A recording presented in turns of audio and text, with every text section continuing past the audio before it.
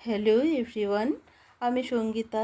প্রতি সপ্তাহের মতো চলে এসেছি তোমাদের সামনে একটি রান্নার লং ভিডিও নিয়ে। তো আমার এই রান্নার লং ভিডিওটি তোমরা সম্পূর্ণ দেখো।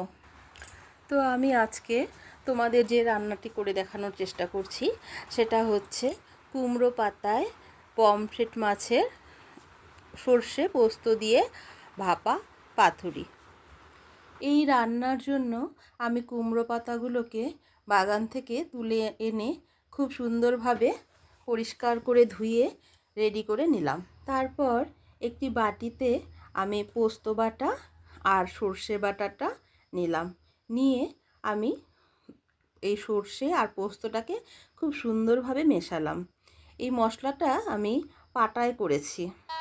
এরপর আমি এতে কিছুটা কালো জিরে দিয়ে মেশালাম আর তারপরে দিয়ে দিলাম কিছুটা সর্ষের তেল। তো এগুলো সব উপকরণ আমি খুব সুন্দরভাবে চামচ দিয়ে মেশালাম।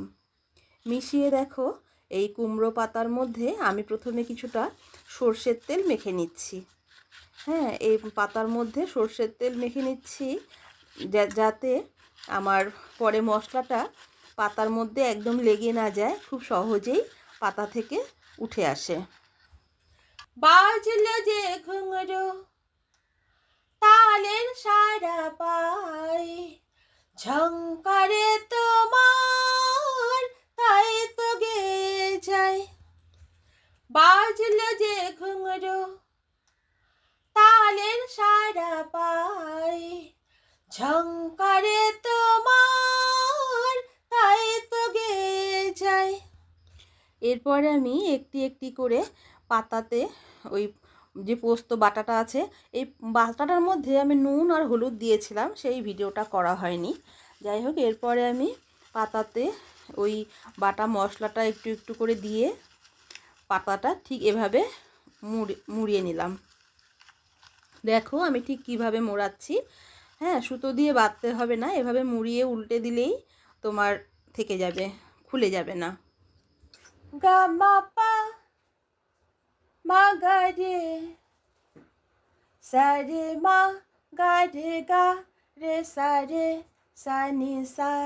গা মা পা মা গা রে, সা রে মা, গা রে গা, রে সা রে, সা নি সা।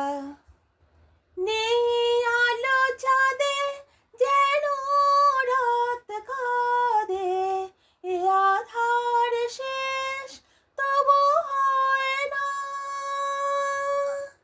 যায় প্রেম সরে ফাঁকি দেয় মোরে, এই ব্যথা প্রাণে সয় না, হয় স্বপ্নে আঁখি আর ভাসে না।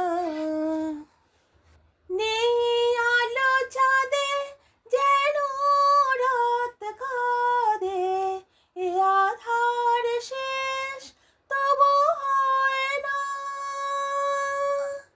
যায় প্রেম সরে ফাঁকি দেয় মোরে, এই ব্যথা প্রাণে সয় না, হয় স্বপ্নে আঁখি আর ভাসে না।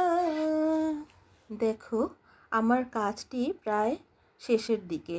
বেশ কয়েকটা আমি এভাবে মুড়িয়ে মুড়িয়ে বানিয়ে নিলাম। তো অনেকগুলোই হলো, এখন প্রায় শেষের দিকে, আর দু একটা বাকি আছে। তো দেখো, ঠিক এভাবে আমি সুন্দরভাবে মুড়িয়ে তোমাদের যে উল্টে পাল্টে দেখাচ্ছি ঠিক কীভাবে মোড়ালাম। হ্যাঁ, ঠিক এভাবে আমি মুড়িয়ে রেডি করলাম। এরপর আমি একটি প্যানে কিছুটা জল দিয়ে নিলাম, জলটা গরম বসিয়ে দিলাম। এরপর জলটা দেখো কীরকম ফুটে উঠেছে।